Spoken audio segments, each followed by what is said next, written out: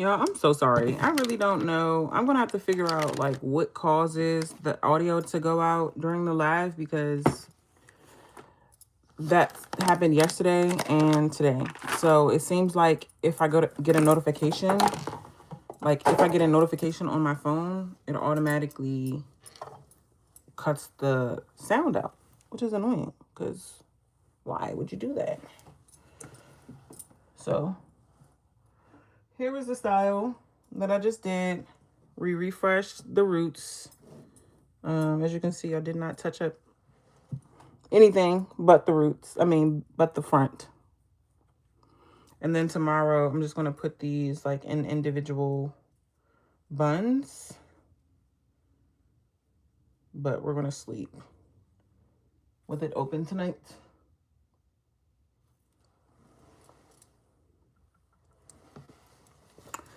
That really sucks because I definitely had like 16 people in here before the sound cut out. So annoying. We were having some good conversation. So I'm going to really work on figuring out the sound issue because I guess I'm going to have to have my phone on do not disturb, like to the point where nobody can, like nothing can come through as far as notifications on my phone, which is a little dangerous because I don't like to do that. You know, you never know when somebody needs to contact you, but yeah, when I'm on live, I might just have to do that because I hate having to end the live and come back because then I lost the people that was there, and then you have to come and try to find me again. So I'm just about to tie this down just so I can stay neat until tomorrow. Before the audio cut out, could you repeat your answer to my last question? I'm sorry. No, don't apologize. I'm trying to remember what the question was. What you asked me about? What you asked me about? I got ADHD. Real bad.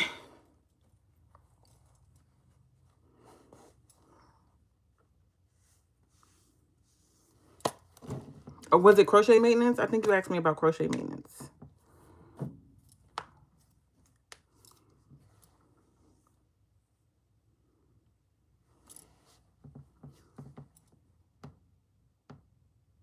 Yeah, I think I was talking about crochet maintenance. So I think it's perfectly fine when done correctly. It lasts longer, like interlocking. Maybe not as long as interlocking, but it does last longer. And then you're able to like wash your hair, do different things, sweat and all of that without worrying about the roots unraveling like it would with the retwist. Oh, about the lock reconstruction for a middle part, but wanting me to do it. Okay. Yeah, I could definitely do it. I would say we probably don't need a full consultation. So if you go to the booking link that I mentioned earlier, go to the booking link. It's going to be in my Instagram, TikTok, all those bios. And find the number there and text me pictures of like the part that you have now. And then I'll most likely just have you wait a few months, at least like 2 months or so, to make sure that you have like some good new growth. I mean, like if you already have quite a bit of like loose hair at the root, then I probably can do it immediately. But you do need some loose hair at the root for me to, I'll have to cut the hair, basically. Cut the hair and then like reconfigure everything with the crochet tool. But yeah, I can definitely do it for you.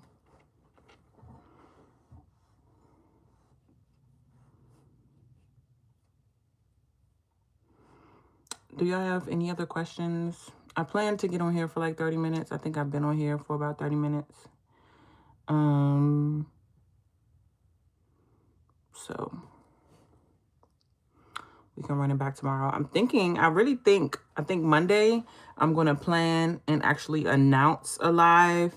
And I'm actually going to try and stay on here for like 2 to 3 hours because I've been having a good time every time I go live, but I haven't stayed on here long. I feel like when I'm getting off, I'm still trying to like you know, answer questions, and I really don't want to get off. So I'm like, maybe Monday, since I'm off of work on Monday, I can just get on here maybe around like 6 p.m. and stay on here for a while. Because I really do love talking about locks. I love, you know, answering your questions specifically. I don't always get to the comments of my videos. What to do about alopecia in the middle of the head, how to style to cover it. Great question. And I do have a few clients with alopecia in the middle. And I would say the most important part is just decreasing or trying to avoid any type of tension in that area. A lot of times with alopecia, depending on the type, I would definitely recommend making sure you know the type. So going to a dermatologist or a trichologist. Those people, trichologists specify, or they specialize in hair loss and scalp health, like specifically. Dermatologists obviously are good. They're doctors. They know what they're doing. Trichologists would be somebody that's a little bit more tailored. Typically, they don't accept insurance, but that's a whole, you know, tangent. But find out the type of alopecia, and if, you know, it is, okay, you know the type, central frugal scarring alopecia. I am not too well versed on it. I'll be honest about that. If I know correctly, or if I'm just assuming correctly, the scarring means that the hair might not grow back. So I would just say, like you said, the main thing is also covering it and making sure that you're not putting too much tension to make it spread to the rest of your head. Got you. Okay. So if it's in the middle of the head, a lot of what you're going to be doing is, you know, styles that are going up, that bring the rest of your hair up and maybe fall in your face, fall to the side to cover it. I also have a couple clients where we'll just, like, even if she has the back down, because like the rest of her hair is extremely long, extremely healthy. So even if she has the back down, we can like swoop the side up, like maybe do some flat twists, swoop the side up and have it fall over. I have another friend who's a loctician, and I've been talking to her about like learning more styles, because she's really good at like weaving in, like the faux locks, the crochet locks, and even like creating her own locks with the human hair to kind of like fill in those areas. And it of course requires like a lot of bobby pins and sewing the hair and stuff like that together. But there's so many different ways to get the fullness and to cover it. So yeah, just experimenting and using the length of your hair, of the rest of the locks, to swoop up and cover those locks. If I were able to see your hair, then I would have a lot more insight and like specific examples of styles. But that's what I have so far. Just like trying to find ways to swoop the hair over. Yep. Hey, Angela. Hey, KD. Yeah, if you can text my business number as well, I can probably find some pictures of the styles that I've done to kind of cover, just to give you maybe something to share with your loctician, or, you know, some inspiration. I've been watching your videos to get information on all things related to locks. I'm thinking about doing my own locks after the semester ends. What is your opinion on starting and maintaining my very own? I recommend it. I think it's a great idea. Yeah.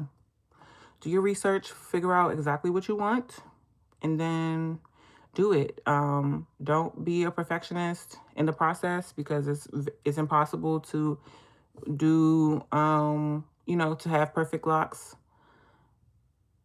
And I think you will be good. Maybe another suggestion I would have is, like, once you start, maybe like within a few months, just go to somebody, or you can have a consultation with me or whatever. If you have any questions on what to do, if they look right and all of that, go to someone that just can look at it and tell you like, oh, things look good, or you should switch this around, or whatever the case may be. But for the most part, I think you'll be fine.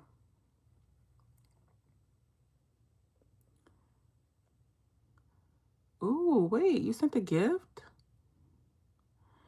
Thank you. Thank you. How do we do that? I love that. I appreciate it. I don't even know what to do with that. Okay.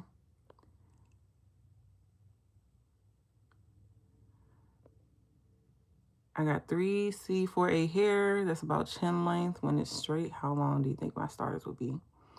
Chin length. Ooh, yeah, they'll probably shrink a lot. If I had to guess, blow dry hair. I mean, just probably half, to be honest. Especially if your hair is healthy, you know, that means it's elastic. It's going to shrink. So probably about half of that length after, you know, the water hits it and you get to retwist and stuff like that. You'll have a lot of shrinkage. What I like to tell people with the shrinkage is that once your hair really matures, you'll see a lot of that length. Again, just started 2 months. Twisting is needed, but because my hair is so soft and unravels. Is this okay? Will I have a problem? I would just say only twist as needed. As needed. You know what I mean? Like once, don't get in the habit of twisting it so much that even after your hair is fine and doesn't need all the twisting, you're still doing it, because that's when you have the over manipulation and you can lead to problems like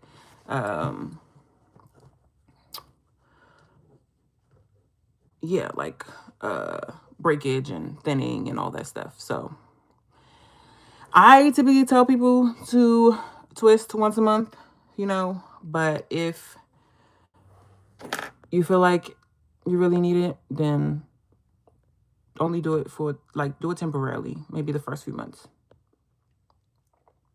And also, you probably won't have to do that as often if you put your hair in a style.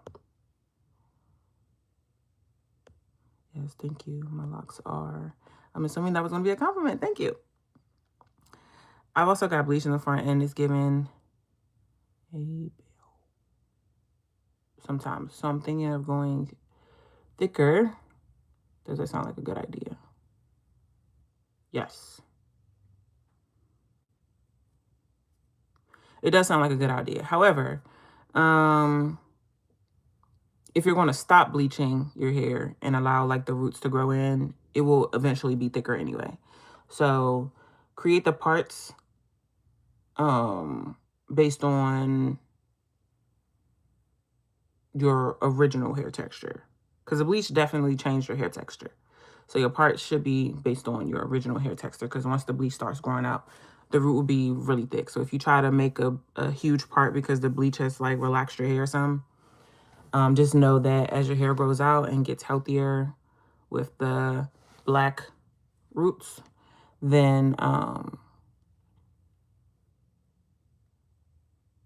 I was going to say. This is hard sometimes, like reading the new comments and also still trying to answer a question. Like my brain just be like all over the place. But yeah, create the part based on your original texture and the locks that you want, the size locks you want. Okay, thanks, got it. You're so welcome. And no need to apologize. I assumed it was a compliment and I appreciate it either way. I want to start my own locks, but my hair also needs a trim. Should I trim my split ends before starting with twists? That is optional. If they're really, really, really bad, then maybe you want to. But for the most part, split ends will also lock. I start locks with split ends all the time. Like a lot of my clients have split ends because they're coming from braids or they've just been rocking an afro for a long time without a trim. So it's not always necessary. If you were getting coils, then I would tell you probably to go ahead and trim it, just because it typically like looks more split with the coils. You can kind of see it. But for the most part, you should be fine. If you're concerned with just like starting with like super you know, healthy hair, then go ahead and trim it. But it's not necessary. Thank you. You're welcome. I'm thinking about dyeing my highlights, and I'm definitely going to go with a more gentle dye. Can't pick a color though. Yeah, I would go whatever color you might be thinking of. Just go like the darkest shade of that color that you're willing to do it. So I like to tell people, like, it's always better to like start dark and then like eventually get light after you see your locks and see the effect on it. Because going light, like somebody that's never colored their locks before and like wants to go straight to platinum, I'm like, please no. Please no. Okay. Because once you go that light, you're going, even if you try to go darker, you're just putting the dark on top. You know what I mean? You can never reverse bleach. So I'd like to tell people, like, if you're thinking about bleach or blonde, let's do brown. If you're thinking about red, maybe let's do burgundy. You know what I mean? That way you don't have to lift your hair as light and you're not damaging it as much. And then you can decide from there, like, okay, if I want to like gradually lighten it up as opposed to like drastically damaging your hair, because bleach is damaging, drastically damaging it, and then trying to like work your way out of that damage. I'm actually thinking about for my 2-year refreshing the little blonde patch I have right here, and I'm like so nervous. But again, if I do it, it's not going to be very blonde. It's probably going to be like a lighter brown first, and then I'll decide like, okay, do I want to go lighter after that? I could do ginger or maybe pink. Yeah. And like I said, my only suggestion is that if you're going to do ginger, let's try like a darker ginger first. And if you're going to do pink, do a darker pink first. And then see, because a lot of my clients, they're like, yes, it's time for me to color my hair. I've been thinking about it for so long. I'm going to color my hair. And then like they do it once, they see how their hair responds, and they're like, I'm not doing this again, you know?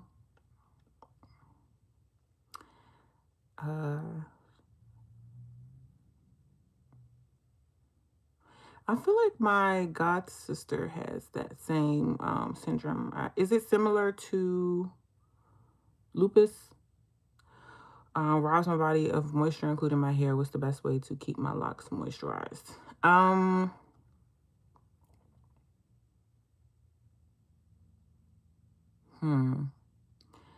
See, that's hard because I don't necessarily know like how that affects your body, you know? I would say in general, like what I would tell people in general with locks, like who don't even have the syndrome, is like definitely make sure you're increasing your water intake or your just your hydration from the inside out. So I'm assuming with the syndrome, like it's important to stay up on your water intake, your other ways of hydration. Like I've been drinking a lot of coconut water recently. I've been drinking, just more like electrolyte drinks, because water is good, but you can sometimes use like an extra boost of the hydration. So maybe trying like those other drinks. And I've noticed the difference in my hair for sure. Like being more intentional about drinking a lot of water and a lot of coconut water and all of that stuff like throughout the day. And then also washing your hair regularly. I say at least once a month. And depending on like how much you style your hair and all of that, you can maybe do it a little bit more frequently, but once a month is good. And then in between, then finding ways to get hydration and water into your hair. So whether that's through sprays, like I just used this on the live before I wrapped it up, sprays, steam from the shower, that helps my locks a lot. I pretty much rarely wear a shower cap, so that the steam in the shower from my hot showers, I love a hot shower, gets to my locks and hydrates them. Steam treatments, deep conditioning treatments, all of those things. But for you, the most important is probably what you're putting into your body.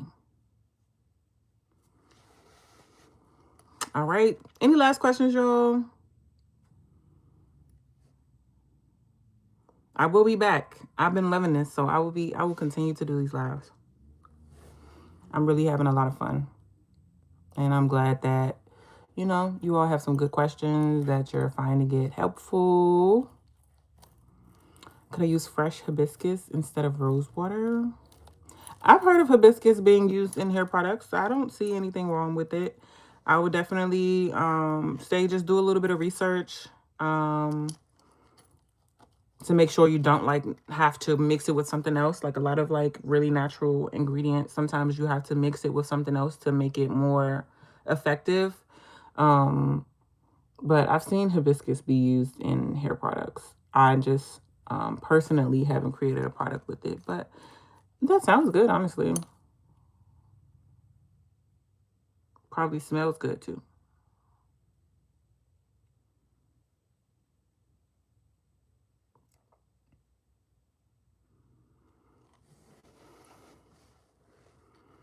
I'll be back. So happy I came across your channel. It's Sunday. You're on the live, and what time?